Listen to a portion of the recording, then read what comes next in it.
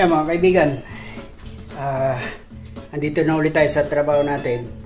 So ang gagawin naman natin ngayon, itong baseboard dito sa harapan ng pinto, yung walang baseboard, ito.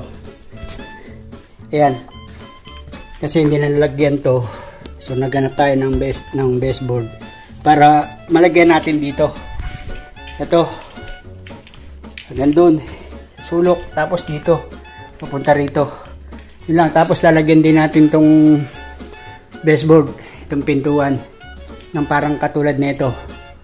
Tapos yung bintana roon, tapos na natin yan. May naiwan na isang maliit doon katulad doon sa dulo, yung katulad nun dito yung sa loob. Gagawin din natin ngayon. So yun lang natin gagawin ngayon. So pagtapos dyan, doon naman tayo sa loob magpipintura. Okay, tapusin muna natin to ating kinakat na ano.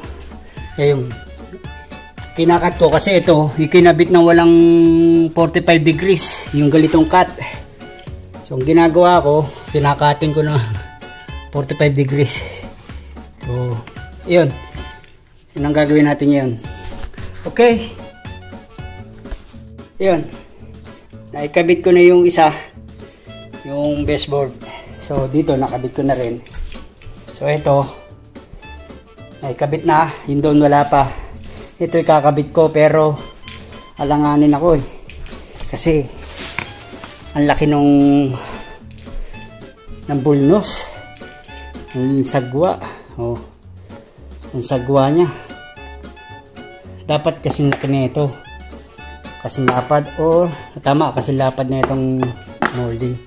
So hindi ko muna ikakabit dito, sasabihin ko muna sa may-ari ng ano nito na palitan to.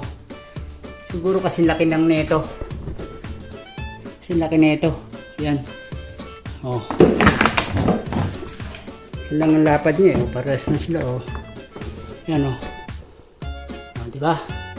Kasi kung ito malapad, pero tatanungin ko kung okay sa kanya ito bago natin kabit. Kailangan natin ng approval niya. So baka mamaya naikabit na tapos di niya magustuhan, diba?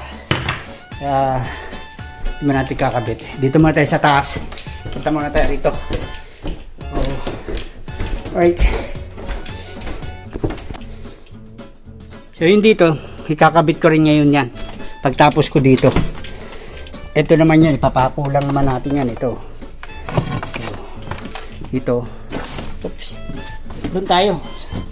Ito yung sinasabi ko sa inyong bintana na hindi ko nagawa pa noon kasi kulang ng galito, kulang siya ng galito. So ngayon nakabili na, so tatapusin na natin. Okay, gawin muna natin at ikabit. Alright, yeah, ikabit na natin to.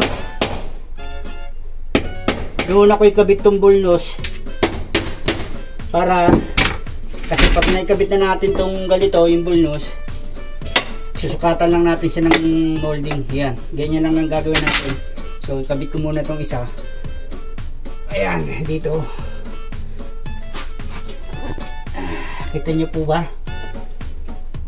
Ayan. Ganito yung gagawin natin doon sa pinto, doon sa baba, doon sa pinto ng laundry. Kaya lang, ang nabili niya malaki.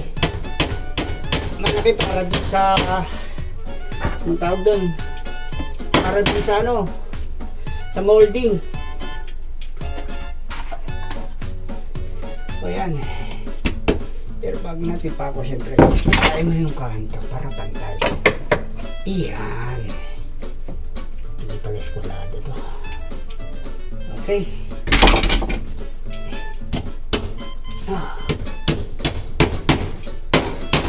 okay, tapos konting to, ito ng konti. Yan, no? Alright. So ngayon naman nakabit na nga natin yung apat na bulnos. Ayan, ang gagawin naman natin, siyempre susukatan na natin na susukatan tayo ng kasukat nya. Oh, wait ba, konting-konti na lang, oh. Kaya lang hindi pantay kasi. Hindi pantay yung cut nito, oh. Palpak.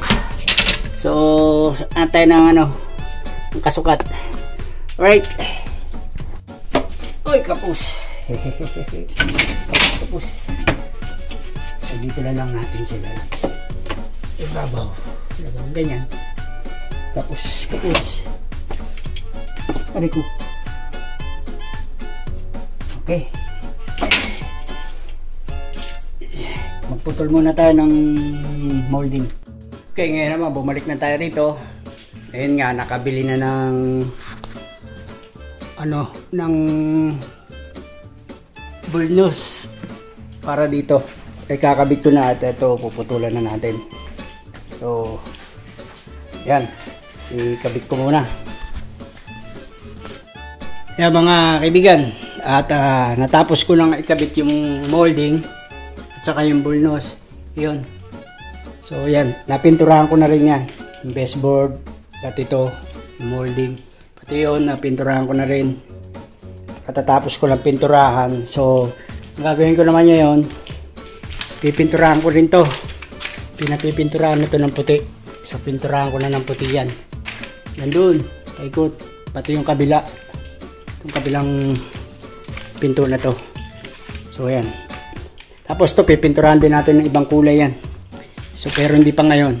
Wala pa yata silang pintura. So, yun.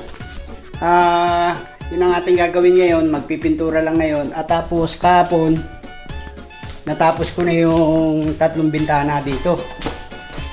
Yung nilagyan ko ng plywood. Ng tabla. Ito. Ito yung ginawa ko kahapon. Ang gagawin na lang natin yan, liliyahin. Minasilyahan ko na rin lang. Minasilyahan ko na rin. Yan, medyo may crack pa nga kung nakikita nyo. So, madali lang yan. Pipinturahan muna natin yung ano. Ayan, yan yung ginawa kahapon. So, ayan. Tapos, pipinturahan din ng puti. Pipinturahan na natin ng puti yan. So, ayan. Kasi itong ano na to, matagal na. Mula nung ginawa to, hindi pa nalagyan ng tablang galito. So, galito sa itsura niya. Galito yung itsura niya.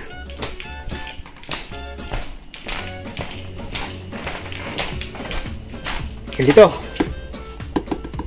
Ayan, wala siyang ganun. So, matagal na panahon. Yun ang hindi nalagyan. Marami pa akong gagawin dito. Dito, magpipintura pa tayo rito. Buong bahay.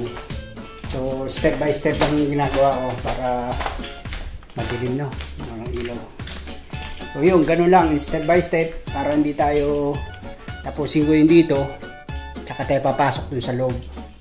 So, yun. Kaya naman tayo na nagano rito dahil nga kulang ng molding yun dito. Kung makikita nyo sa mga video ko, wala siyang molding. Ngayon, okay na. So, maganda na siyang tignan ngayon. Diba? Hindi na siya open. Kumbaga, wala ka makikita siwang dito. So, yun. Pipinturahan ko na muna yung mga yan. Right. Pintura muna tayo. Okay. Yan mga kaibigan, natapos ko ng pinturahan yung mga dapat pinturahan. Yan, ganito sa baba, pati mga molding at ganun din dito. Pinturahan ko na rin yung dapat pinturahan at saka itong ano. Yan. So ngayon ang nagawa lang natin ay ito, ikinabit ko. Yan lang. So nagpintura lang tayo. So bukas, yun naman, doon naman tayo sa loob papasok magpintura. Okay, so hanggang dito na lang muna ang ating video. Alright.